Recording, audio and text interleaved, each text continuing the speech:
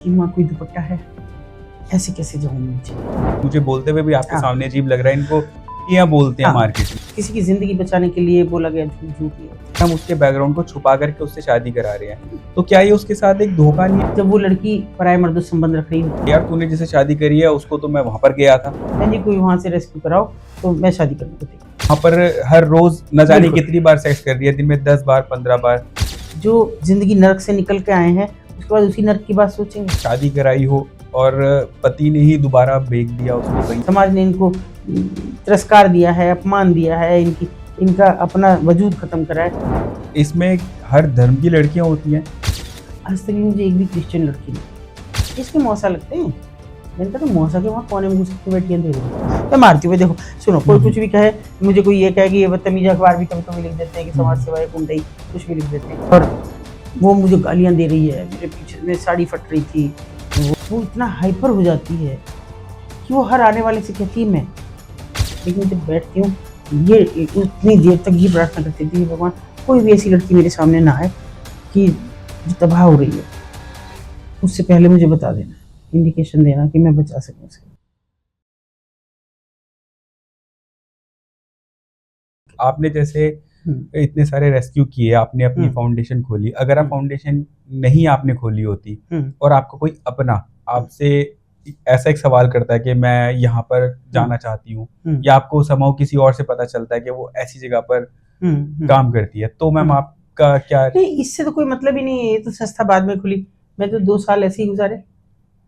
तो ये तो कहीं था ही नहीं दिमाग में। उन 2 सालों में ये तो तय हो गया था कि अभी तो वो भले ही ना मिले, एक भी लड़की निकाल दूंगी तो आराम मिलेगा, मुझे चैन मिलेगा। जो मैंने गलती की है, जो गुनाह किया है, मैं उसे आज भी गुनाह मानती हूँ कि मैं एक ज़िंदगी बचा सकती थी, मैं नहीं बचा पाई उसको।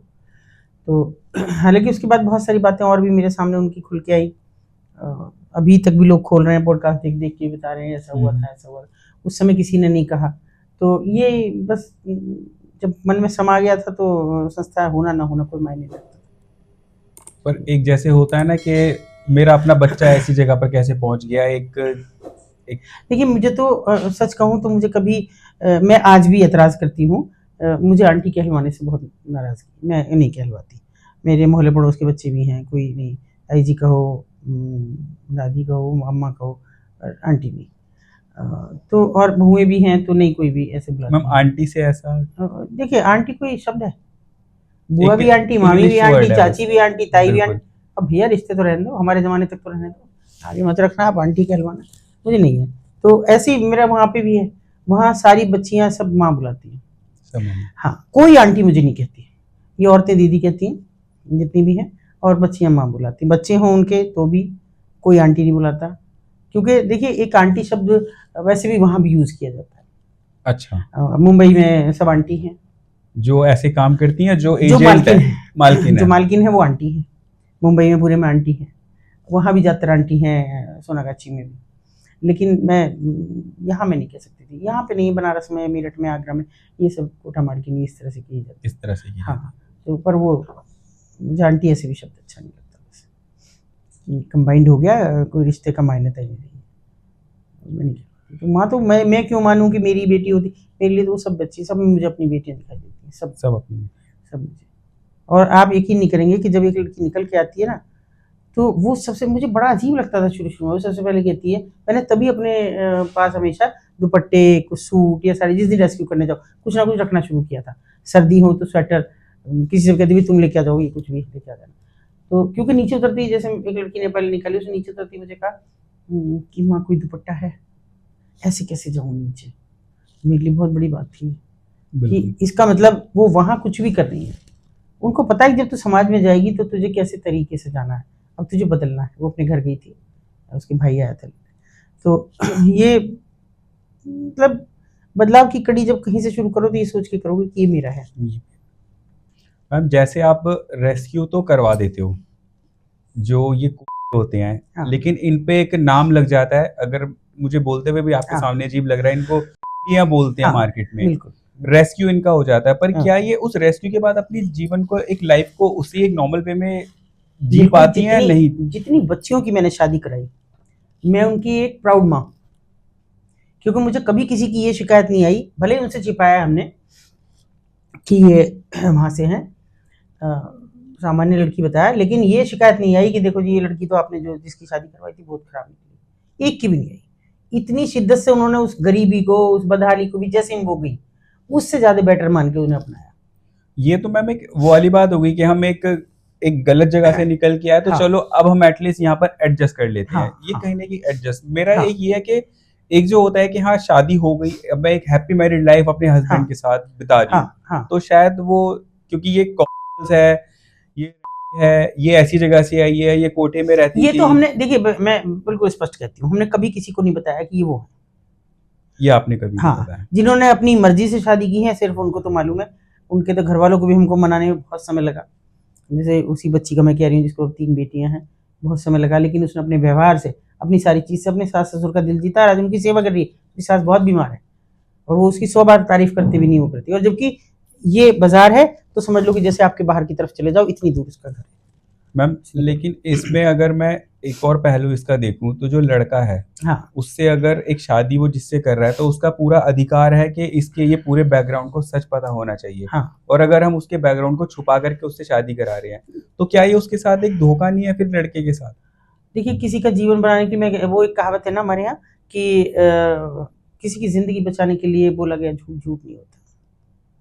हम उसके साथ क्या धोखा करें? धोखा जब होता जब वो लड़की पराये मर्दों से संबंध रख रही होती, वो अभी भी उस आदत को ना छोड़ रही होती, या उसी उसमें लगी पड़ी होती, तो वो सामान्य ज़िंदगी जी रही है, उसके परिवार को देख रही है, उसे संभाल रही है, गांव देहात में भी रह रही है, तो ये बड़ा झूठ नहीं है उसका ज़िंदगी संवारने के लिए। बेसिकली एक जान बचाने के लिए बस। एक थोड़े से झूठ का सहारा। और देखिए बहुत बार ऐसा भी होता है, बड़ी रिसेंट में मैं बता रही हूँ कि एक लड़की को रेस्क्यू करके हम जैसे लाए, बस रेस्क्यू करके जैसे ही लाए, ऑफिस में लेके आए हम, तो अभी उसके कपड़े वपड़े चेंज करा के उसको बिठाया ही था, इतने में कोई लड़का आया और उसने कहा जी मैं बहुत सारा आपका बहुत दूर गांव से आया हूँ, और हस्तिनापुर पड़ता है हमारे यहाँ, वहाँ से आया हूँ, और अभी अभी मैं चूँकि मेरठ उतरा तो मैंने सोचा एक बार उनके ऑफिस को ढूंढ के वहाँ जाता हूँ, तो मैं आया हूँ आपका। आप देखो मैंने MSc कर रखा है, मैं साधारण गरीब घर का लड़का हूँ, और ट्यूशन पढ़ा के अपना, अभी मेरी जॉब नहीं लगी है, ट्यूशन पढ़ा के अपना घर, मेरी किसी ऐसी लड़की से आप शादी करा दो। मैंने कहा भैया अभी तो उसमें कह रहे हो, कल बाद में दुख दिया तो तुम्हें पता है कि मैं इतने चट्टू लगाऊंगी, याद करोगे फिर ज़िंदगी में, भूल जाओगे सब करना। बोले जी ज़िंदगी में शिकायत मिले तो मुझे बता देना। उसके 2 बेटे हैं, उसी लड़की को हमने तात्कालिक उसको दे दिया बिना कुछ किए। मैंने कहा माला लाओ बहुत जल्दी, मिठाई का डब्बा लाओ, हो गए, बिछुए छुए मंगाए, एक पेंसिल निकाली, एक हमारी हैं ब्यूटिशियन सी हैं, एक वॉलंटियर, और रखती हैं सब चीज़। इनका फटाफट मांग भरवाओ लड़के से इसकी, हो गई भाई शादी, अब रजिस्टर्ड करा लेना परसों आके। फिर रजिस्टर्ड कराई हमने उसकी शादी, खुशी खुशी रही, 2 बेटे हैं उसके। और मैम कभी अगर ऐसा हुआ कि जैसे सपोज आपने किसी शादी करवाई, हाँ। लड़के को नहीं बताया, हाँ। 1 साल बाद 2 साल बाद हाँ। कोई उसका दोस्त या कोई उसका वो कि यार तूने जिसे शादी करी है उसको तो मैं वहां पर गया था। देखो ये कोशिश हम ये करते हैं इसीलिए कि गांव देहात में करें। अच्छा, बिल्कुल एरिया से एरिया दूर से जा अलग करके हटके कि कहीं हो उसी में ही, लेकिन गांव देहात में करें कि जहाँ पे ये इस तरह की बात। अच्छा देखो पहली बात तो जहाँ मैं जुड़ जाती हूँ, ये तो शंका बनी रहती है कि वो अगर किसी लड़की से करा रही, इसका मतलब वहाँ से। लेकिन ऐसे भी लोग हैं मेरे पास, जैसे अभी अभी अभी कोई लोग मुझे फ़ोन कर रहे हैं, बहन जी कोई वहाँ से रेस्क्यू कराओ तो मैं शादी करने को तैयार हूँ, मेरी उम्र 28 साल है, इतनी है, मैं ये कर रहा हूँ। तो ऐसे भी लोग हैं, हालांकि मैं उन पर भरोसा नहीं करती हूँ, मैं सोशल मीडिया पे नहीं करती भरोसा, मैं नहीं करती हूँ, पर ऐसे लोग आते भी हैं ऑफिस में भी कि जी मेरी करा देना, जीवन देने के लिए। एक अगर मैं क्वेश्चन करूँ थोड़ा सा, और क्योंकि आप भी मेरी माँ की उम्र है, तो आपसे बिल्कुल, वो सवाल करने कर में सकते मुझे हैं। भी नहीं, थोड़ा कोई संकोच, एक हेजिटेशन हो रहा है कि नहीं, मैं ऐसा आपसे किस hesitation, तरीके से सवाल को हाँ। मेकअप करके करूँ। मैम जैसे कोई भी एक चीज होती है, अगर हम उसको लगातार करते हैं, चाहे वो हाँ, ड्रग्स आदत हो हो, जाती चाहे है। वो आदत हो जाती है, बिल्कुल, बिल्कुल। तो जो एक सेक्स वर्कर है जो वहां पर हर रोज न जाने बिल्कुल। कितनी बार सेक्स कर रही है, दिन में 10 बार 15 बार, जब उसको रेस्क्यू करवा लेते हो वो अपने हस्बैंड के साथ, फिर वो 2 दिन में, हफ्ते में, तो उसकी बॉडी का चेंजेस या कुछ उसका। देखिए ऐसा है, आप जब मर्जी से, मान लो आप बहुत मिठाई खाने के शौकीन हैं, आप लगातार मिठाई खा रहे हैं, तब आपको चेंज करना मुश्किल हो जाएगा। लेकिन बिल्कुल आपको कहा जाए रोटी नहीं खानी है, मिठाई खा के जीना है तुझे, अब वो खा के तुम एक दिन ये आ जाओगे भगवान मुझे इससे निकाल दे, कहाँ जहाँ मुझे रोटी मिल जाए। तुम हो रोटी के लिए केवल, उनके लिए सेक्स के कोई मायने नहीं, कोई मायने नहीं। वो केवल अपने पति की इच्छा पे जीती हैं। ये बिल्कुल 100% एक ऐसा बड़ा सच है। वो बहुत बार मैं लड़कियों से बात भी करती हूँ, भैया ऐसा तो कभी मन में नहीं आता, तो कैसी बात कर रही हूँ माँ, जो जिंदगी नर्क से निकल के आए हैं उसके बाद उसी नर्क की बात सोचेंगे, तो वो तो है ही नहीं। और फिर उन्हें पता है कि पति के प्यार में और उन मर्दों में क्या फ़र्क है, वो इसकी भी तुलना करती है। और फिर मैम क्या वो अपने पति को एक वो जिस्माना सुख दे पाती है कि वो पूरे इतने अच्छे से उनके साथ रहती हैं कि मुझे आज तक किसी ने कोई तो शिकायत करता, जिनको नहीं भी पता, चलो मैंने माना उनको हमने छिपा के किया, वो तो करते कि जी ये तो ऐसे रहती है, ऐसे रहती है, मुझे पास नहीं आने देती, कभी नहीं, किसी की शिकायत मुझे नहीं आई।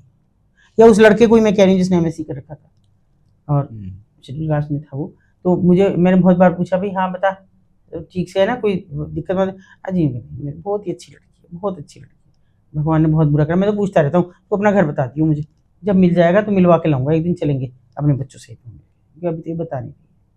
अच्छा मैम, एक इसी में से क्वेश्चन है, जैसे आप इतने इंटरव्यूज देते हैं, पॉडकास्ट, वीडियो, और आजकल सोशल मीडिया ऐसा है कि वीडियो हर देहात तक फैल जाता है, अगर आप देहात में भी शादी करा रहे हैं तो वहां तक भी वीडियो चला जाता है। बिल्कुल। तो कभी मैम आपने शादी कराई हो कि नहीं की, और उनके पेरेंट्स आपका वीडियो देख लें और उनको पता चले कि अच्छा ये तो ऐसे लड़कियों से शादी कराते हैं, तो मेरे बेटे की बहू ये होगी। तो देखिए अभी तक तो ऐसा हुआ नहीं। दूसरा मैं एक चीज और बता दूं, मेरा छोटा सा शहर है और छोटे से शहर में मुझे इस बात पर गर्व है कि मैं एक ऐसी महिला के रूप में जानी जाती हूँ कि जो किसी का भी बुरा कभी कर नहीं सकती। हाँ जी। जिसके मतलब जिन्हें शादी भी अगर किसी की नहीं हो रही है ना, वो मुझसे फोन करके कहेगा कोई लड़की आए नजर में तो बता देना। ऐसा नहीं कि हम वहीं से शादी कराते हैं, हम ऐसी भी लड़कियों की शादी करते हैं जो घर से भागी हुई हैं, क्योंकि हम रेलवे के साथ भी लगातार संपर्क रखते हैं। लड़की भाग के आ जाती है, नहीं मिलती है, जीआरपी हमको देती है, ये आरपीएफ वाले हमको देते हैं, तो ये हम मतलब उन्हें पता है कि ये भी लड़कियां इनके पास आती हैं। हमने बहुत शादियां इस तरह की कराई हैं और सुखी जीवन जी रहे हैं। तो जरूरी नहीं है कि वो ये, जबकि मैं कह रही हूँ कि छिपा के हमने की, ठीक है मान लिया हमने छिपा की, जो भी अगर हमसे पूछेगा तो हम ये तो उसे कहेंगे क्यों भी तुमने कैसे सोचा कि ये वो लड़की है, इसके कौन से हाव भाव में लगा, किसी उनकी लड़कियों के तो हाव भाव से पता लग जाता okay. है ना। और ज्यादातर जो वो लड़कियां काफी समय तक तो नारी निकेतन रह जाती हैं, वहां से बदलती हैं, वहां से उनको ट्रेनिंग भी दी जाती है, सिलाई कढ़ाई की, खाना वाना बनाने का भी उनको अभ्यास पूरा कराया कुछ ना कुछ रोजगार ताकि उनका लगा रहे, रोजगार भी, और वो घर में बसने लायक हो, ये भी तो नहीं ना कि घर के काम में। और फिर वो उसमें डीएम शामिल होते हैं उन शादियों में तमाम प्रशासन होता है, दूसरे एनजीओ होते हैं और सामाजिक कार्यकर्ता, व्यापारी वर्ग सभी तो शामिल होते हैं। मैम प्रशासन तो लेकिन इसमें भी मिले होते हैं। हाँ देखिए वो ये तो नहीं बताएंगे कि ये वो है, बिल्कुल, कम से कम ये तो नहीं बताएंगे, तो इसलिए वो सामान्य शादियां होती हैं, उनमें उनको नहीं ये बात का पता लगता है। और हमारे यहाँ वेस्टर्न यूपी में बहुत लड़कियों की कमी है, इनका कोई ऐसी चीज़ों का कोई जिक्र नहीं करता, शादी एक बार हो गई घर बस गया, आगे बस।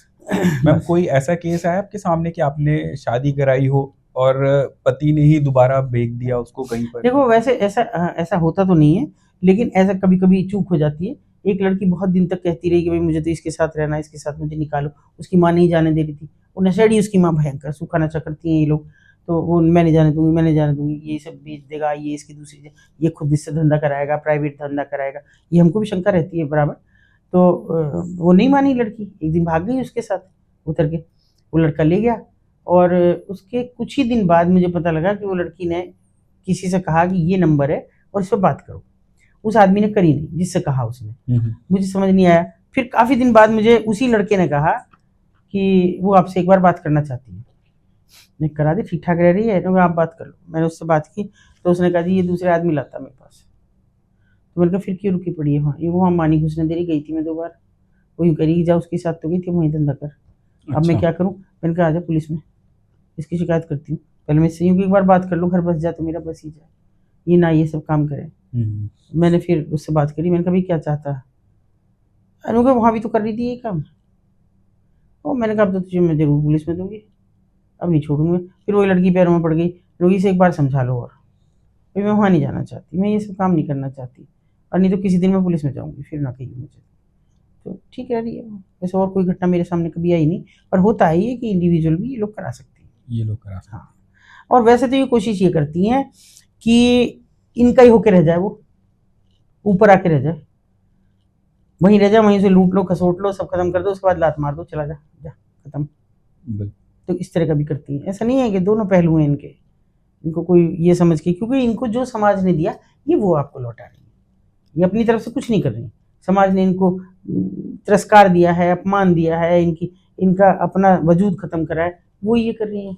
अच्छा मैम, वैसे तो ये क्वेश्चन भी थोड़ा एक अपने आप में अजीब हो जाएगा, लेकिन फिर भी मैं एक आपसे जानना चाहता हूँ कि इसमें हर धर्म की लड़कियां होती हैं और आप जो रेस्क्यू कराते हैं, कोई एक ऐसा धर्म कि नहीं मेरे को इस धर्म की नहीं करानी, होने दो जो हो रहा है? नहीं, सभी की तो नहीं कह सकती। अच्छा, वो लेकिन कौन सा मैम धर्म है जिसकी सबसे कम लड़कियां आपने नोटिस करा है? आज तक भी मुझे एक भी क्रिश्चियन लड़की नहीं मिली, क्रिश्चियन लड़कियां नहीं मिली? आज तक भी, इतने सालों में। क्योंकि उनकी मैं समझती हूँ अपनी एक दुनिया है, वो बाहरी दुनिया से ज़्यादा मिलते जुलते भी नहीं है, बाहरी दुनिया के साथ ज़्यादा संपर्क भी उन लोगों के नहीं होते। बाकी आपको धर्म से कोई हिंदू लेना मुसलमान देना नहीं, नहीं मेरा है, नहीं। सारे ही आप। देखिए वो सबसे धर्मनिरपेक्ष जगह है, वहाँ एक बच्चे का नाम रेशमा हो सकता है तो दूसरे का जो है राजेश हो सकता है, कोई गारंटी नहीं है कि मैं आपको थोड़ा फनी है कि मैं जब पहला एडमिशन कराने गई एक बच्चे का बहुत हिम्मत जुटा के और एक अच्छे स्कूल में, तो उनको भी साथ ले गई कि भाई तुम ही तो बताओगी सब अपना फॉर्म में भरने लगी। तो मैंने कहा तेरा नाम बता पिता का, तब तक माँ का नाम नहीं था, तो पिता का नाम बता, सोचती रही। फिर बोली ऐसा करो प्यारे मियाँ लिख लो। मैंने प्यारे मियाँ में लिखा, रुको रुको रुको, प्यारे मोहन लिखो। मैंने कहा एक सोच ले, कोई एक तो सोच ले। मेरी बहन जी जरा एक भी पता नहीं ना किसका है, कुछ ही लिख दो जो आपकी मर्जी। मैंने प्यारे मोहन लिखा उस बच्चे का। तो ये ऐसी स्थिति उस समय थी, पर आज नहीं है, आज उन्हें पता है वो किसका बच्चा पैदा कर रही हैं, और भले ही पहले बच्चे का ना पता हो जब उनके साथ ज़बरदस्ती होती है, लेकिन अगर वो दूसरा बच्चा किसी के साथ इन्वॉल्व होकर कर रहे हैं तो उन्हें पता है कि किसका बच्चा। मैम कभी ऐसा हुआ है आपके साथ कि आप किसी को रेस्क्यू करने के लिए गए हो और किसी वजह से ना कर पाए हो, हाँ और आपके मन में एक वो रह गया हो कि हाँ यार मैं इसके लिए इतना लगा नहीं, हाँ, मैं करा पाई? ऐसा हुआ कि एक दिन मुझे फ़ोन किया एक मालकिन ने कि वो आ जाओ मुझे काम है। मैं चली जाती हूँ, मैं उनको इग्नोर नहीं करती, मैं चली गई।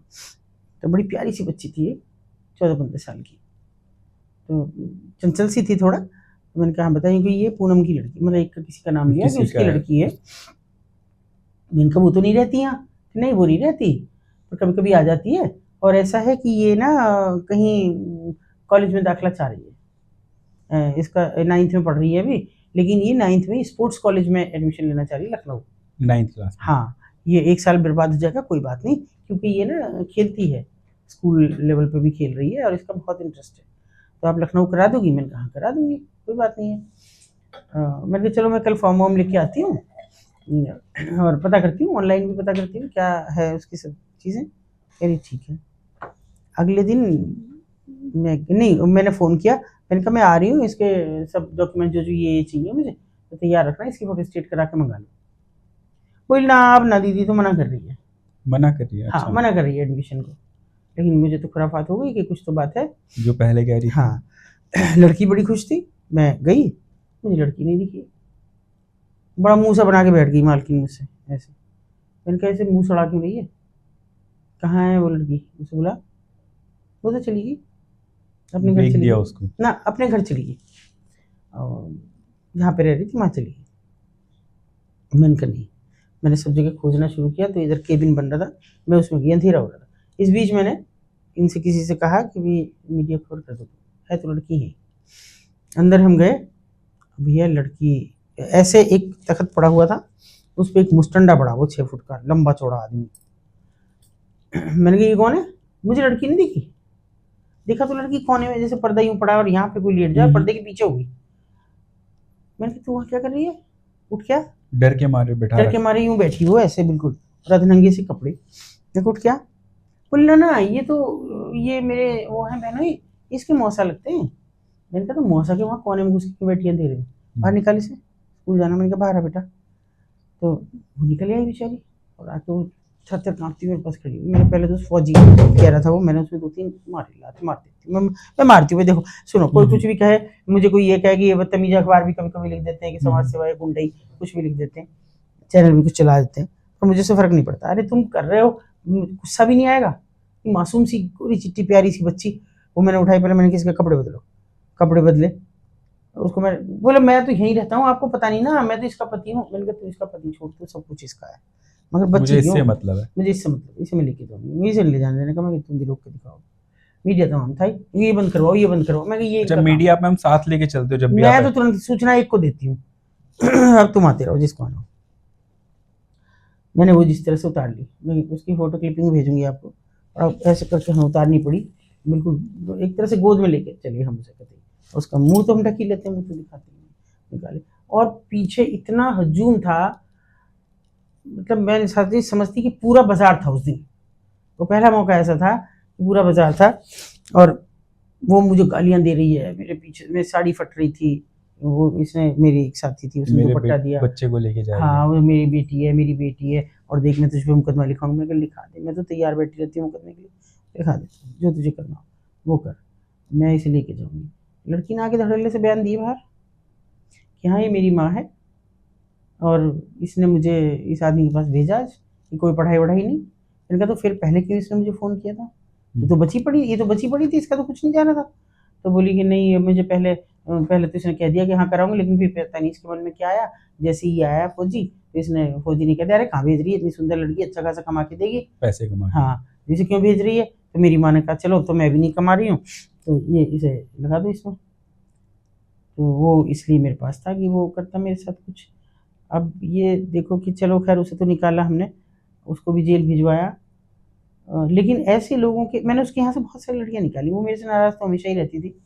फिर उसने एक दिन मुझसे कहा, मुझे एक वकील के यहाँ मिल गई, मुझे कहा कि बहन जी आप मेरे पीछे पड़ी रहती हो और बताओ मेरा तो बिल्कुल धंधा ही बंद हो गया। मैंने कहा तू कितनी दुश्मनी ले रही है, तुझे अंदाज़ा नहीं। मैं तो तेरे से नहीं लेती, मैं तो फिर अगले दिन जाती हूँ तेरे से। तू मुझसे खुद से कह दे कि भाई ये लड़की ज़बरदस्ती है तो क्या हो जाएगा, तू सबको मत कर। बोली मेरा कोई दुश्मन नहीं है। मैं कहा अच्छा नहीं होगा भैया। और उसके 3-4 दिन बाद ही किसी ने उसके कमरे पे आके उसको गोलियां मारी, 4-5। अच्छा। हाँ मर गई। तभी यही भुगतना है। और मैं समझती हूँ कि शायद मैंने किसी के साथ बुरा नहीं किया, तो इसलिए सर्वाइव कर रही हूँ इतने बड़े हादसे के बाद भी जिंदा हूँ। और किसी भी कोई मतलब शरीर में कोई बीमारी नहीं है, भगवान की कृपा है, चल फिर रही हूँ, सब कुछ काम है। ही मैम आप इतने अच्छे कर रहे हो, तो भगवान तो अभी ऐसे ही साथ रहेगा आपके। मेरे बच्चे इतनी लड़कियों का, इतने घर परिवार की दुआएं आपके साथ है। अच्छा मैम, चलिए। एक चीज़ और है, जैसे आप इतनी छोटी-छोटी लड़कियों की बात बता रहे हैं, तो एक ऐसा होता है कि इतनी कम उम्र में अगर लड़की के साथ सेक्स हो, तो वैसे ही फिज़िकली मर जाती है और वैसे भी उसकी लिए सेफ नहीं है। नहीं देखिए ऐसा है, उसको जो ऑक्सीटोसिन दिया जाता है उससे वो खाली ग्रो अप नहीं होती, वो इतना हाइपर हो जाती है कि वो हर आने वाले से कहती है मैं तुम्हारे साथ अच्छा, चलूंगी। और वो इतनी एक्टिविटीज उसकी खराब हो जाती हैं कि देखने में लिहाज आने लगती है कि क्या कर रही है, उसको हटाना मुश्किल हो जाता है उस आदमी के साथ। पर मैम ये तो जैसे एक इंजेक्शन लगा के उसकी इच्छाएँ उन्होंने बढ़ाई, उम्र उसकी कम है, हाँ, लेकिन एक मेडिकली और साइंटिफिक ये भी प्रूफ है कि अगर कम उम्र में सेक्स बच्ची करती है, तो वो मर सकती है। तो नहीं नहीं ऐसा नहीं है, कम उम्र में सेक्स, कम उम्र में अगर सेक्स होता है, एक दूसरा भी है कहना कि अगर कम उम्र में कोई लड़की इसमें आ जाए, मतलब सेक्स में, कुछ सामान्य लड़की हो या यहाँ वाली हो, वो बहुत ज़्यादा फिर वो हो जाती है कि सेक्स के प्रति उसकी इच्छा उतनी ज़्यादा हो उतनी जाती ज़्यादा हो जाती है। है। हाँ, एक समय होता है, इसलिए कुछ चीज़ें तो होंगी कि जिसके लिए 18 साल और 21 साल किया गया है, हाँ कुछ जी। तो होता ही होगा। तो वो बहुत मैंने बहुत खराब हालात देखे हैं लड़कियों को बदलते हुए कि वो कितना बदतमीज़ हो जाती हैं। वो कुछ चीज़ें बदलती हैं, जैसे हुँ, हुँ। दाँत से दाँत लगातार ऐसे कर रही हैं, है ना? या फिर कभी साइड इफ़ेक्ट्स कहीं न पता कहीं। नहीं ऐसे-ऐसे कर रही हैं लगातार। तो मुझे लगता है कि भई दे दिया इनको। मैंने कहा दे दिया, नहीं माने। इसमें और क्या मिला के देते हो जो इतना भयंकर इसकी स्थिति हो रही है। तो बालों को खोलेगी, फिर खोल देगी, फैला देगी, फिर ऐसे करेगी, फिर बाँधेगी, उसे कस के बाँधेगी, इतना कस कहीं के न कहीं बाँधेगी। आदत भी पड़ जाती होगी उनको उस हाँ, इंजेक्शन फिर लेने फिर की। वो आदत पड़ जाती है, फिर वो आदत में शुमार हो जाता और मैम इनका ये भी मैंने बहुत सुना है कि ऐसी लड़कियों को मतलब एक 4 बाय 4 के कमरे में या 6 बाय 6 के कमरे में 5-5 लड़कियों को रखा जाता है। वहीं पर ही खा रही हैं, वहीं पर ही वो है। कमरे अपने हैं सारे काम कर कहाँ? रही हैं।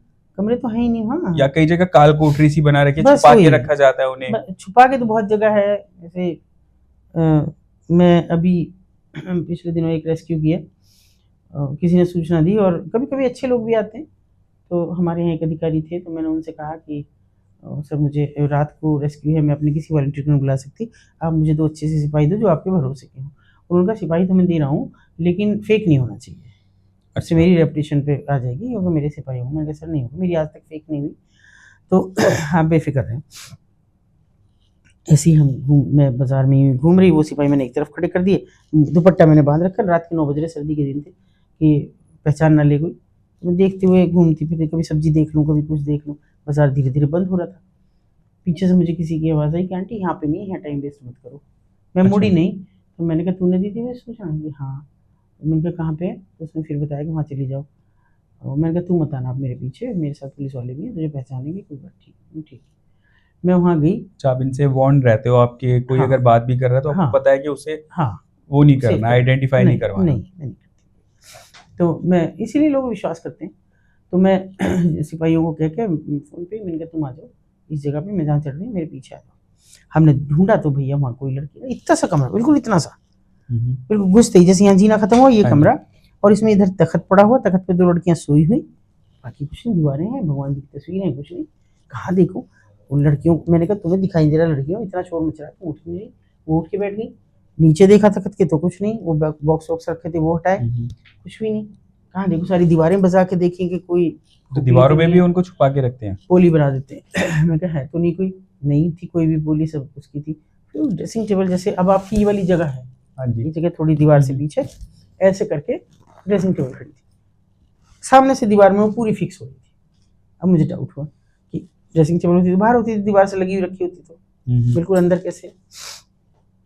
मैंने उसी बात कभी तोड़ दे इसको, शीशा तोड़ दे इसको, जैसे ये शीशा और हाँ हाँ जैसे ये शीशा है, मैंने कहा इसको तोड़ दे।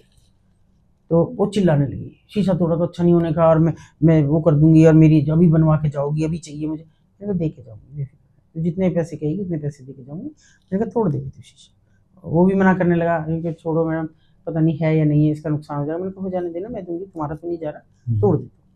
तोड़ा तो तुम ये देखो, मैं एक लड़की लेने गई थी, 3 लड़कियां थी, मर जाती थोड़ी देर में, उतनी सी जगह में। उतनी सी में उनका वो पीली पड़ चुकी थी, ऑक्सीजन जा नहीं रही थी, और वो मुझे इसीलिए जल्दी भगाने की कोशिश कर रही थी कि उसका नुकसान हो जाता, मर जाती तो, और मर जाती क्योंकि उनका बस नुकसान है। हाँ और इनका कुछ मतलब ना, और ह्यूमैनिटी कोई नहीं है, नहीं बस इनका ये है कि मेरा नुकसान ना, करवा वो दिया। केवल ऐसे खड़ी थी, एक दूसरे से सटी, बैठ भी नहीं सकती थी, खड़ी थी बस यूं ही, और बस यूं ही मर जाती। तो वो लड़कियां भी कोशिश नहीं करती कि मैं खटखटा दूं, कोई आया है ढूंढ रहा है तो। उनको तो ऐसे ही होश नहीं था, वो तो बिल्कुल, उनको नशा है, क्या दे रखा है क्या नहीं, लेके भागे हम जल्दी जल्दी, उसको नहीं छेड़ा उस समय। मैंने कहा इसको सिपाहियों को कहा कि तू करता रहे इसको जो कुछ करना है, हमें अभी तो लड़की को ले जाना है। तो लड़की को लेके गया, उन्होंने कहा 10 मिनट और नहीं लाओगे तो लड़की मर जाती है, ऑक्सीजन की कमी हो चुकी है, कुछ नहीं। तो इतनी मतलब जो इतनी क्रुएल्टी हो, इतना अमानवीयता हो, अब उससे कैसे उम्मीद कर सकते हैं कि वो कोई अच्छी बात सोचे। वो किसी लड़की को हमसे कहें कि ये निकल जाएगी अच्छी तरह से, इसको छोड़ दो, कैसे सोचें।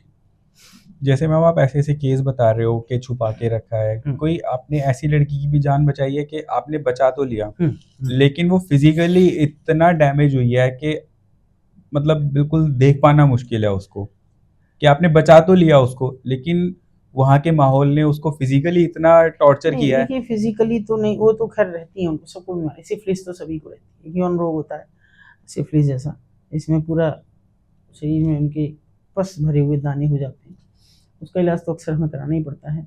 लेकिन मेंटली बहुत ज़्यादा टूट जाती है, होती हैं, उनको कुछ नहीं समझ आता। जरा सी आर्ट होगी तो चौंकेंगी, अगर मेरे घर में भी सो रही हैं जब तक हमने कहीं नहीं भेजा तो चौंकती हैं, डर जाएंगी, इधर उधर करेंगी, कस के पकड़ेंगी कि नहीं, या जिस समय निकाल के लाती हूँ उसके बाद हाथ नहीं छोड़ती हैं किसी भी तरह से। बहुत मैं कितना कोशिश करूँ, बेटा कुछ नहीं होने का, बेफिक्र हो। लेकिन आपको मैं बहुत सारी फोटोज़ भेजूँगी तो ऐसे ही करके बस पकड़ ही रखेंगी मुझे, छोड़ेंगी नहीं किसी भी तरह से। तो वो उनका भय, उनका डर, जो उन्होंने खौफ बिठाया है, कितना सब कुछ करके क्या क्या किया होगा उनके साथ, वो सब करके।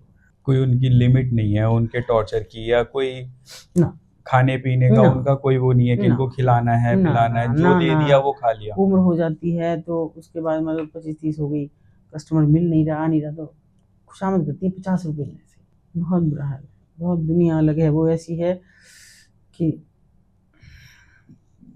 पता नहीं कौन जीता है, नर्क है वो, जीते जी नर्क है, बहुत बुरा है।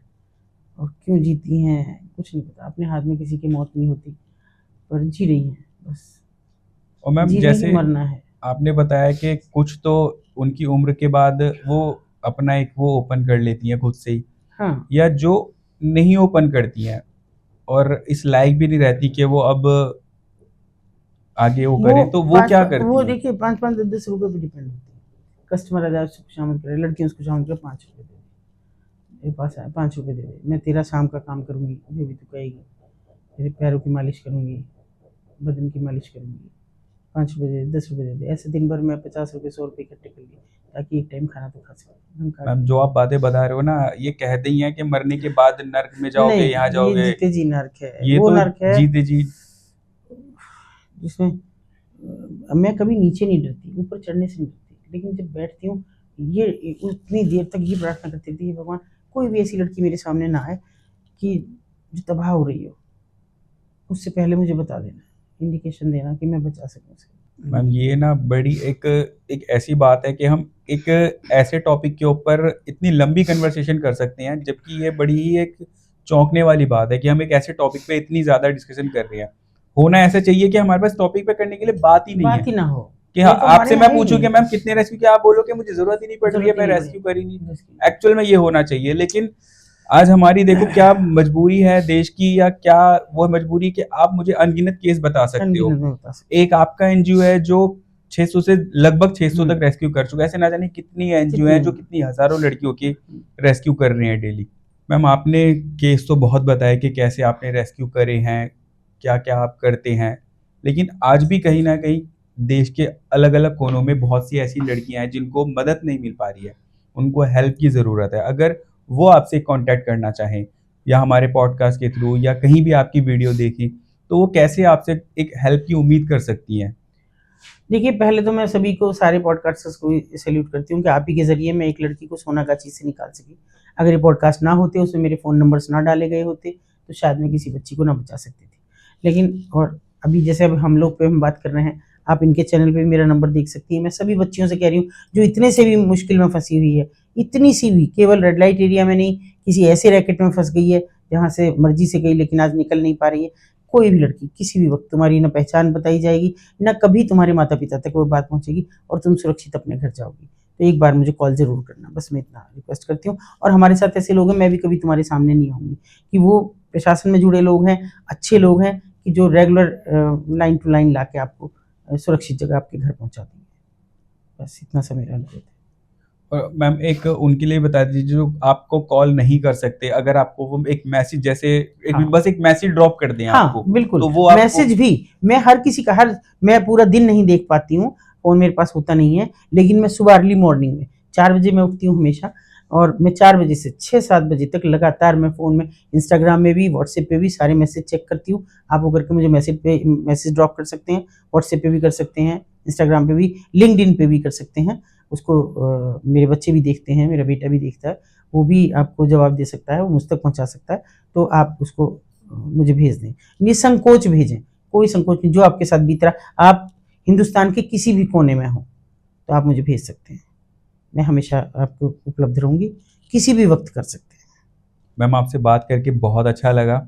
और पहले मैं सबको ये बता दूं कि मैम को जब हमने कांटेक्ट किया, तो मैम ने बिना सोचे बिना सवाल करे बस हमें हाँ कह दिया कि हाँ ठीक है, आपको कल करना है कल कर लो, परसों करना है परसों कर लो। कुछ मैम की जो डेट्स थी वो मैम ने बता दी कि ऑलरेडी इंटरव्यू उनका अलाइन हो रखा है, और मैम एक ही बार में हमारे पास आ गई। ना मैम ने अपनी कोई कंडीशन रखी, ना मैम ने किसी भी तरह का हमसे अपना कोई वो एक नहीं दिखाया कि भाई मैं इंटरव्यू देने आऊंगी तो मुझे ये कंडीशन है, ऐसे कंडीशन है। मतलब मैम का नेचर इतना अच्छा है कि मैं बता नहीं सकता आपको कि मैम से एक जो हमने बातें करी वो तो है ही, लेकिन एक जो बिहाइंड द कैमरा है हमने जो बातें करी, मैम का नेचर इतना अच्छा है। तो मैम के पेज को हम एक स्क्रीन पर दिखा देंगे, मैम को भी फॉलो कीजिए। मैं आपको रिक्वेस्ट करता हूँ कि मैम का पेज है अतुल शर्मा संकल्प, आप इसको फॉलो कीजिए, क्योंकि आपके एक फॉलो से शायद देश के किसी कोने में किसी एक लड़की की जिंदगी बच जाए, किसी एक फैमिली का एक बच्चा बच जाए, या कोई एक छोटा बच्चा अपने वापस घर पर सही सलामत पहुंच जाए।